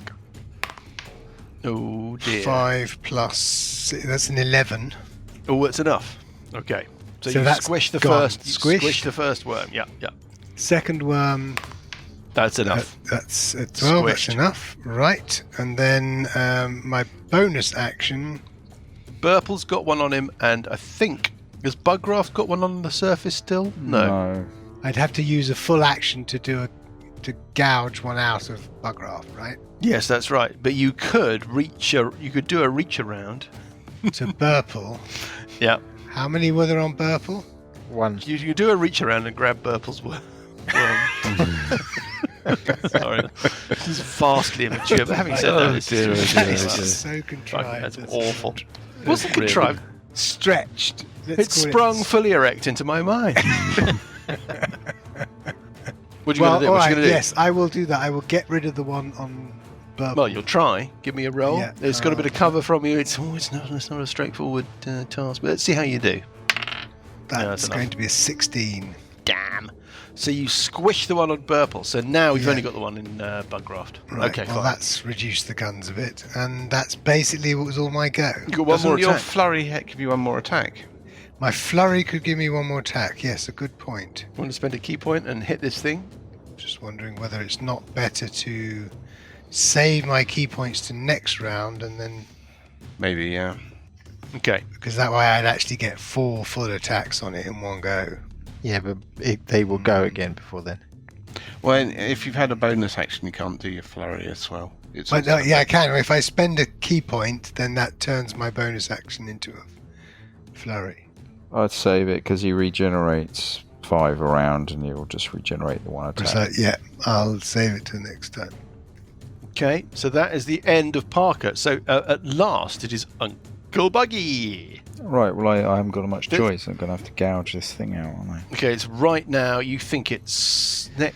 Yeah, it's gone through the top of your rib cage, inside the shoulder joint, and now it's sort of working its way under the clavicle into the kind of base of the neck. You need to make a medicine check with a sharp object to try and gouge that thing out. And I'm going to use my Urt dice. Because that was a 2, okay. Okay, so you're going to use your Ort dice. Yeah, so you get to roll the d20 again and add a d6 if you need to. But you 17. don't need to. You successfully skewer this thing. You do a further 1 point of damage on yourself in doing so, but you spike it on the end of a dagger? Yeah. Do you have a dagger? I'm going to assume you have a dagger. And you kind of gouge it out from the base of your neck. Okay. You got a move action. Well, I don't know, guys. I'm tempted to run away. Why? Because they're just too powerful. I thought you were the frontline fighter. What? If there was a reason we're down here, fine. But I don't think there is. The reason is that we're trying to reclaim this stronghold on behalf of the authorities. And we might learn something about this story arc that somebody keeps mentioning that we've no idea about. I feel totally outclassed by... If it was one of them, maybe. 2 of them, no, not a hope in hell. They regenerate 5 points a round. We don't know. We haven't got into our mojo yet. We're not all down here doing things yet. I don't think the combat's really started. I mean, the issue, I think, to the extent that my input is, I don't know, welcome, is that you the nature of these things is you have to spend an awful lot of time dealing with worms and never really getting into the actual combat. Yeah. Yes. Well, where we are now is we have no worms. That's not a us, criticism. Right? That's just like it's occurring to me that what seems to be the real challenge is that every time it's your turn, you've got a worm to deal with. But right now we have no worms on us. That's true. Yeah. And we have Bugraft. Well, Bugraft has just gone. Sessions, Burple, Cuthbert before they go. Yeah, Bugraft anyway. I'm going to move out, sorry. I feel totally outclassed by these things. So you're upstairs. running up the stairs? Frontline fighter is... Yep. Frontline as soon as he fighters comes across away. anything, runs away. The creature behind you swipes at you as you run, rolling a 17, hitting armor class 23. Yep. You got another worm. So you take 5 points of damage, so that's 3 temporary hit points and 2 normal hit points, so really only 1 normal hit point. Yep. And there's a worm on you. And you run up into the... I need to make a keep concentration check for my spell. Oh, God. I didn't realise. Sorry, hang on. Cuthbert, you've not been hit then, have you? No. Yeah. Very nice. And Sessions on 21, it's your action. And Uncle Bugraft has really run up. He's run off. I've taken just following what you're doing, Graham. He's got a worm. I'm not. on I'm him. standing at the top of the stairs. Yeah, me I just too. stood back from Just you. a bit further away from the top of the stairs. But you're a fighter and I'm a healer. Well, Are you going to tell me you're going to stay there more than... the real danger of these creatures is that there's the little wedges they drive between you. It's not the worms. It's not the hit points. Yeah. It's those little psychological. those little wedges that they just nail in there. Yeah. Sessions. You're trying to work out where to stand. Yes. You see, I'm thinking to yet again call the rather effective Spirit Guardians into effect. Yes, please. I think they That might sounds kill the worms Yes, before they can burrow. that would be a brilliant idea. So that's what I'm going to try and do. Can I Okay. see Dan from where I am? It was very effective against the egg. Yes, I mean you're standing.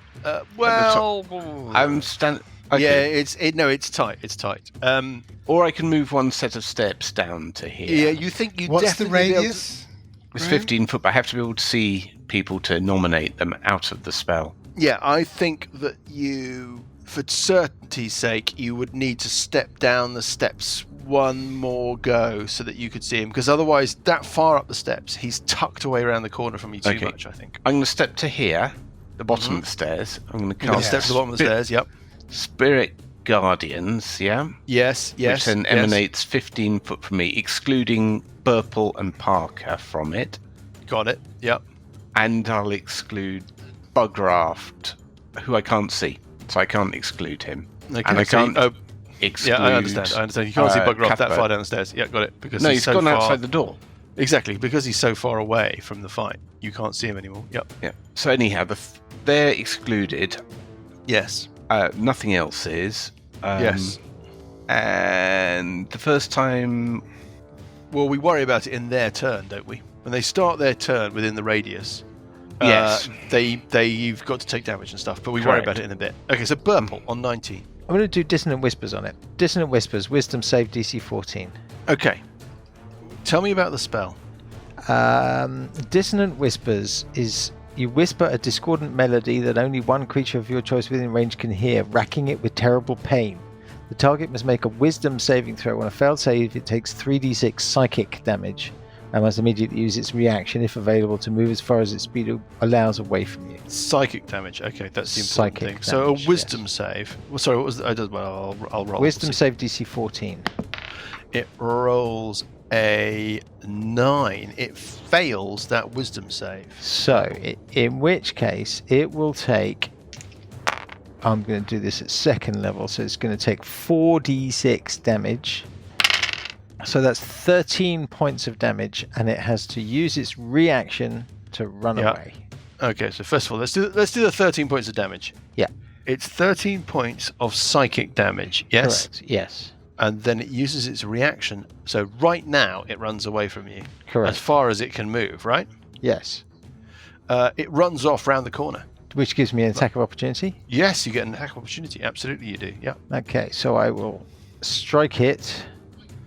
Hitting on class 17. Its speed is halved, Mike. Because of the it's thing? Inside my spell. Oh, okay. So that hits armor class 17. 17's a hit. When you hit a creature with a weapon attack, you can expend one use of your bardic inspiration to do an extra 3d6, which I will. Mm-hmm. So I'm going to use my psychic blades. Yes. One instance of my bardic You're attacking with the Zosiel's longsword. +1 longsword. And I'm going to do another 3d6. So that does a further 13 points of psychic damage. And did he do the actual damage from the original longsword blow? Yes, that was 8. Okay, so it's done a 32 in total. 32 in total, yeah. Well, you can tell that has seriously damaged it. It looks you've really properly taken a chunk out of it with that round. A great round, I have to say. Cuthbert. I'm going to run up the back passage so that I can see the original monster, and I'm going to fire a firebolt at it. Oh, Mr. Eldritch Knight. Yeah. Or Graham, ultra sharp playing cards. Ultra sharp playing cards, yeah. Oh, I like that. Swirling, I think that's the flavour I like. Yeah. I love that. Ultra sharp playing cards all flicking about. I love it. To hit. Oh, no. Anyway, only a 6. Anything else? And then he will move as a cunning action, because he can, back there, tucking his way out of sight. Right, creatures. First of all, tell me what I'm doing with they the need to make a creature. Wisdom saving throw, DC 14, or take damage. Okay, here we go. First one. I'm going to roll for the one that has just been spooked by Burple and run away first. Yep. DC 14 Wisdom save. It fails that Wisdom save. How much damage does it take? Well, first time I rolled 20. Do you want me to try? I can roll again if you want. No. That's fine. 20 points of damage. Yep. Radiant damage. Wow. This thing has been damaged by your Spirit Guardians sessions. The sharp-edged playing cards sort of slash into it, but at the same time, it seems to also be kind of revivifying itself or unvivifying itself, if that's the phrase. And so you do a bit of damage, but it seems to heal a bit of damage. In the end, it looks more wounded than it was when you started, but not perhaps as much as you would hope. Let's go over to the other one. The other one is one that's on Parker, our original green wormy friend. It rolls its saving throw and rolls a 1. So it takes 20 points of radiant damage. It takes 20 points of radiant damage, but by the same token, it seems to knit its existing wounds to the extent where yes, you've hurt it, but it's not as hurt as you would expect. These things are not particularly intelligent, by the way. Tell me about the choices available to me, Sessions. This spell, have I got to get out of it in order not to take damage? What happens if I'm still here at the end of my turn, for example? If it on the first time, or if it starts its turn there, it takes damage. Makes a wisdom saving throw, takes damage.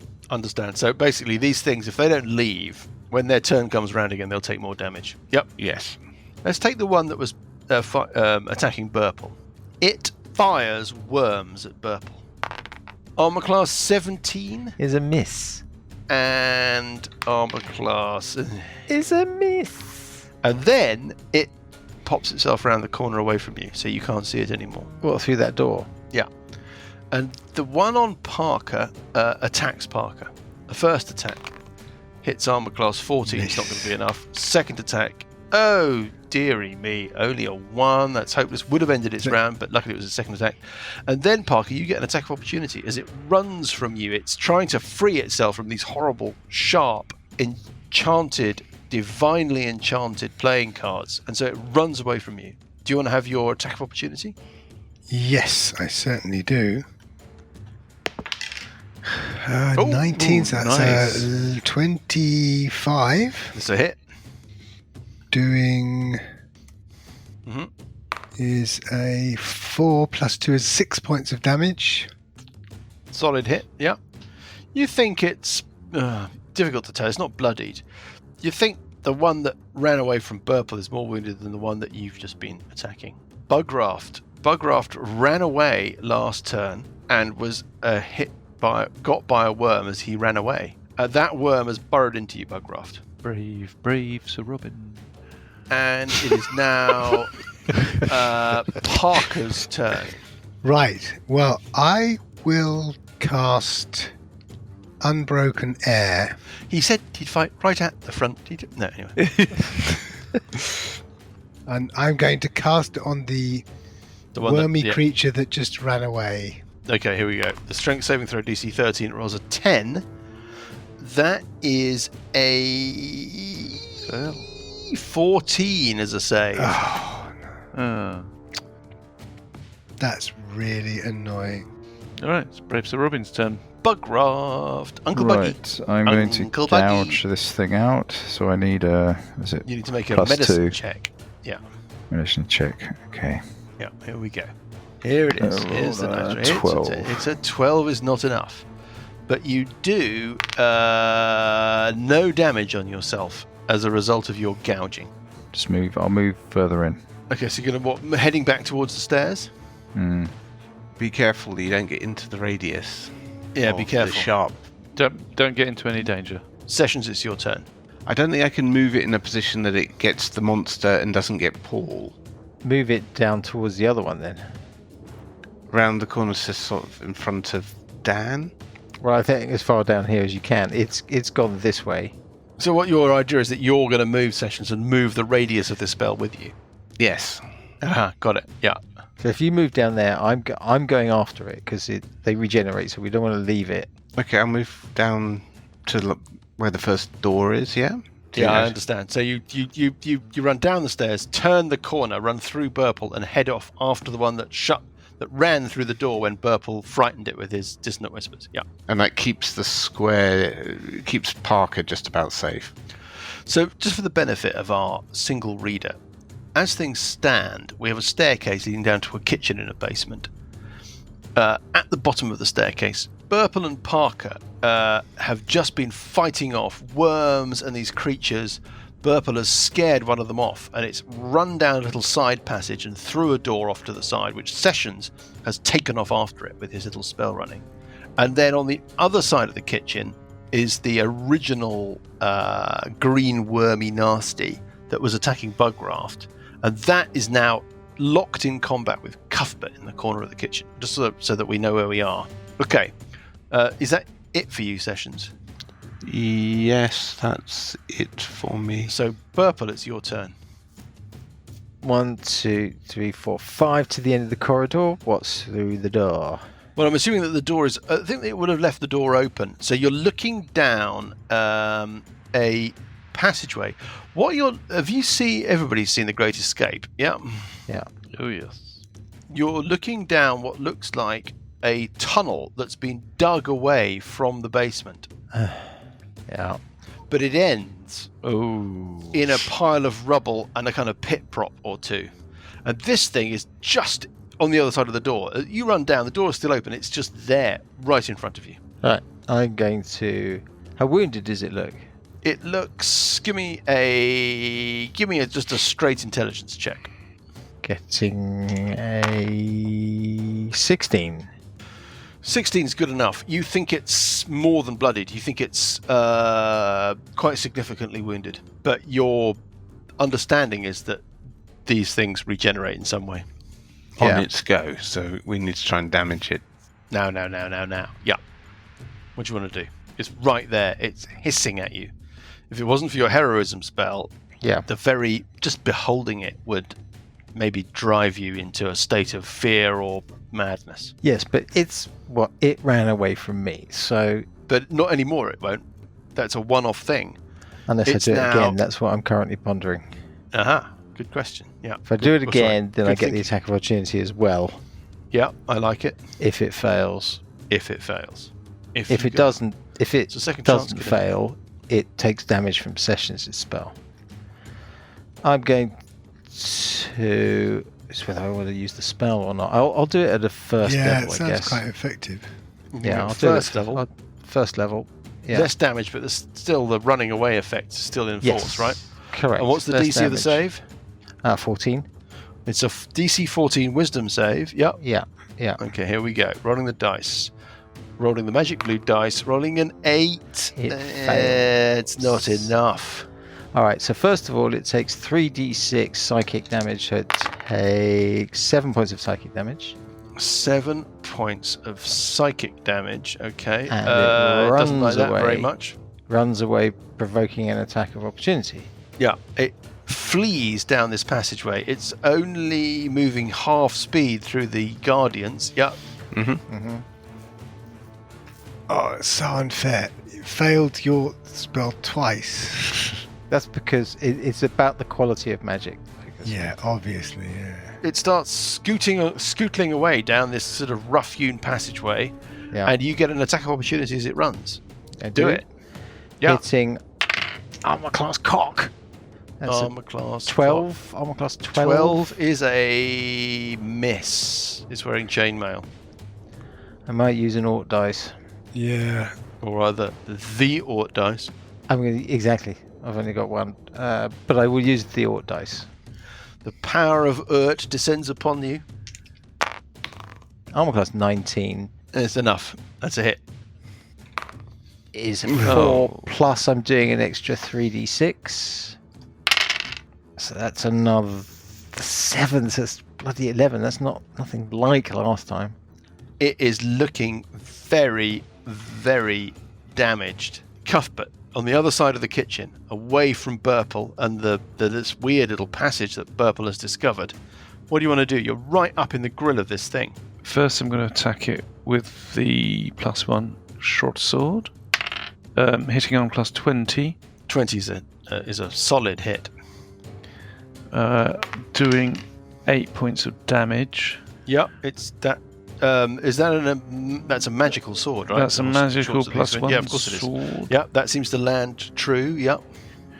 And then I'm going to do a cunning action. Yep. And And what are you going to spend that cunning action on? Going to disengage 30. Running all the way back round and into the kitchen. I understand. And then I'm going to do an action surge. Isn't that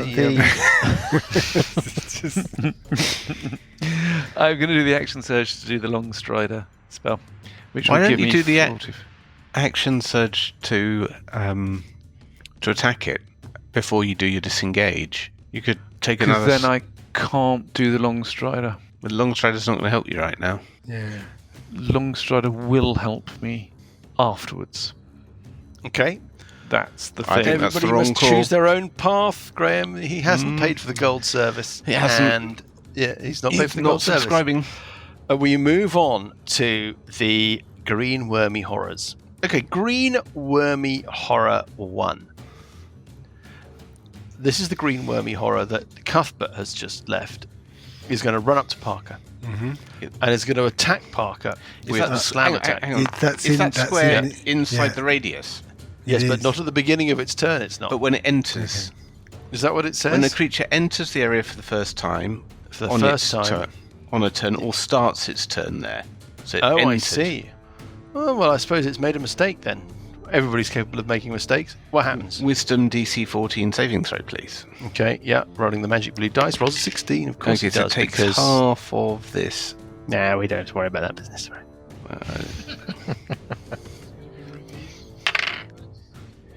It heals quite a lot as it runs towards you, Parker. How much damage does it take? Ooh, So it takes 18 save to half 9 points of damage, yeah, right? of radiant damage. Parker, it seems to almost exactly be wounded as much by entering the whirling cloud of sharp-edged cards as it seems to heal as it runs towards you. Does that make sense? Yeah. And then it attacks you with a slam attack, hitting armor class 15 Nope. and, oh dear, Nope. 11. And then it rolls a d20 to see how smart it is. It needs a number that I've got in my brain. It doesn't make that number. It doesn't understand what it's doing, so it stays where it is. This one, I'm going to roll a d20 to see how smart it is. It rolls a 10. It's smart enough. It sees the whirling cloud of cards in front of it, in between it and Burple, and elects to... Didn't it throw... Oh, it threw worms at Burple last turn. It's going to throw worms at Burple again. I don't know why worms at Burple appeals to me as a phrase, but worms at Burple, I don't know. Anyway, worms at Burple. The first Burple worm is going to be a miss, I think. Armor class 15. 15 is a miss. And the second Burple worm, ooh, that is a 7. Oh dear, that's no good. Looks like a 15, doesn't it? But it's turned Yeah, out it looks 7. like a 15 is a cock dice, but it's a 7. Okay. Johnny, the next thing I have to adjudicate is your worm. Your worm that's burrowed in has another round of burrowing. It's, you don't know how much longer you've got left, Bugraft, before this thing gets to do serious damage to you. And then the final thing, Parker, you're standing there Right. in the kitchen. Yeah. Yeah. There's a sort of sound of wood creaking and wrenching. Yeah. Oh, no. It's here. Okay. Right next to you. And the stairs, the wooden steps that you've all just come down, That sessions sort of- noticed had been. there's a creaky, screeching place. sound as they break open. We And- knew this. Another one bursts out from the stairs. You're kidding. It looks at you, Parker. It hisses. And we will see how it does next time. Oh no! Oh, can't we go long? Oh, come on. But we do need to remember next time it's going to take damage. Yes. Yeah, we'll worry about that then. This is all part of the story, Graham. Yeah? This is great. Excellent.